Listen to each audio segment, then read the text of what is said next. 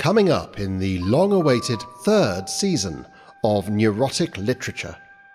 6 new stories that may delight or infuriate you, that might help you sleep soundly but equally might keep you awake at night, and that will certainly mess with the algorithms of any artificial intelligence company mining data from podcasts.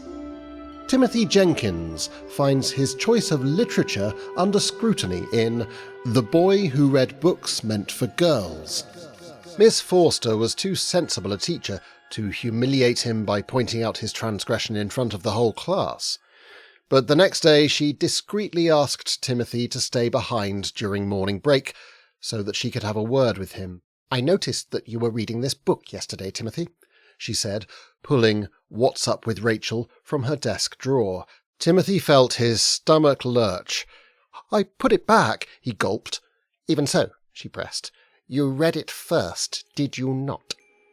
Another youngster fights against his own subterranean nature in A Mole Tragedy. Derek fixed his parents with his small, dark eyes. "I don't like burrowing," he said. "What? That's nonsense. Why not?" his father demanded. "I don't like getting dirt stuck in my claws." Social media turns out to be a perilous path towards self-help in What's Ben Most Anxious About Today? When the thing ended, he watched it once more to be sure, then pondered the possibility of sliding into the bath and letting himself drown. "Oh, God," he whimpered out loud, "I sent that to my parents." The Prime Minister realises his electoral promises are impossible to keep in The End of the War Against Terrorism. "Hardly your fault, is it?" Fleur suggested. "If it was an ordinary war," Smork continued, "it would be easy. I'd get the leader of whoever we were fighting into a room, we'd have a few drinks, I'd offer a few concessions, we'd shake hands and peace would reign." He paced the length of his office. "That isn't possible with terrorists. Who would I get into the room? They're not organised enough to have a leader, they all just go at it as and when they please."